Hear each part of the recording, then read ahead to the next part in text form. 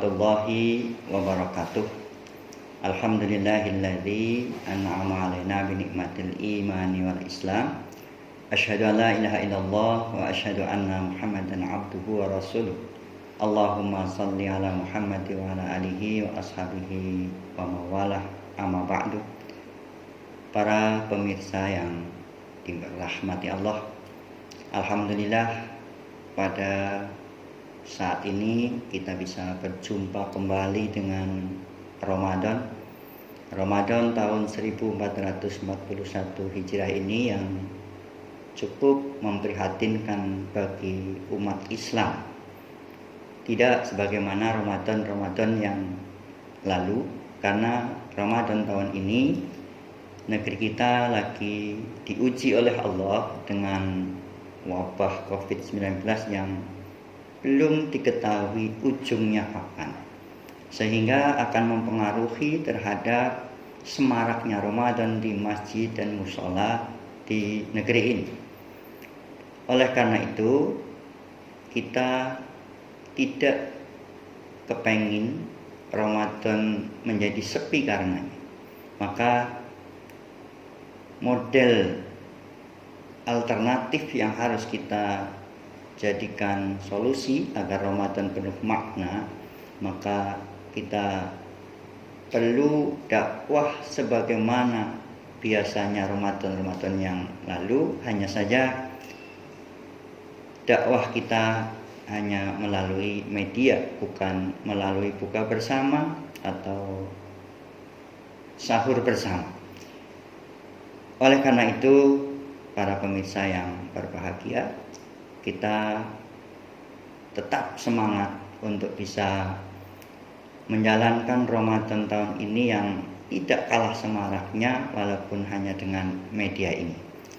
Baiklah para pemirsa yang dirahmati Allah, pada kali ini kami akan menyampaikan tema mengapa kita harus berdakwah. Tema ini dilatar belakangi oleh hadis Nabi yang berbunyi balighu anni walau ayah, rawahul Bukhari. Sampaikanlah dariku walaupun hanya satu ayat. Hadis riwayat Bukhari. Meskipun kita hanya baru tahu satu ayat Al-Quran atau satu hadis Nabi Sallallahu Alaihi Wasallam, maka kita wajib untuk menyampaikan apa yang kita ketahui itu kepada orang lain. Dan hadis ini memuat dorongan yang sangat kuat bagi setiap orang Islam tanpa kecuali untuk bisa berdakwah. Sehingga siapapun, profesi apapun tentu bisa dakwah. Karena dakwah ini merupakan satu hal yang oleh Rasulullah dimudahkan, tidak ada beban strata sosial dan sebagainya. Jadi siapapun di dalam berdakwah itu menyampaikan ajaran Islam adalah sebuah warisan dari Rasulullah Sallallahu Alaihi Wasallam, di mana umat ini oleh Allah pun dijadikan umat dakwah. Sebagaimana ayat yang sangat populer di tengah-tengah kehidupan kita, surat Ali Imran ayat 104, Allah berfirman, A'udzubillahi minasyaitonir rajim, wal takum minkum ummati yad'una ilal khairi wa ya'muruna bil ma'rufi wa yanhauna 'anil munkar. Dan hendaklah ada di antara kamu segolongan umat yang menyeru kepada kebajikan, menyuruh kepada yang ma'ruf dan mencegah dari yang mungkar. Merekalah orang-orang yang beruntung. Quran surat Al-Imran ayat 104. Para pemirsa yang dirahmati Allah, dan masih banyak dalil-dalil baik Al-Quran maupun hadis yang mewajibkan kita untuk berdakwah bagi setiap muslim. Dan tentu saja dakwah yang dimaksud adalah dakwah dalam arti yang luas, yaitu mencakup setiap bentuk ajakan kepada kebenaran, ajakan kepada kebaikan dalam kehidupan kita sehari-hari.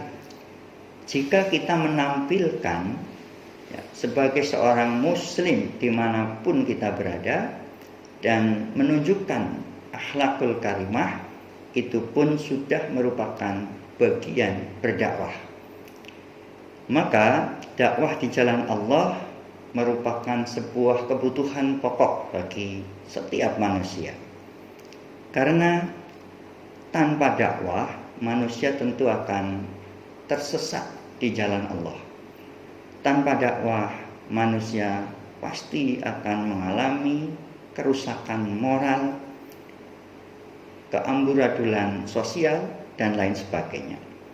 Oleh karena itu, perlu kita ingat bahwa para nabi dan para rasul itu diutus oleh Allah menjadi manusia pilihan dalam setiap fasenya, tiada lain hanya untuk menyampaikan risalah dakwah ini. Para pemirsa yang dirahmati Allah, jika dalam kehidupan masyarakat kok tidak ada dakwah, maka kita bisa melihat bagaimana sejarah saat itu orang-orang jahiliyah ketika belum diutus Nabi Muhammad SAW, mereka itu amat sangat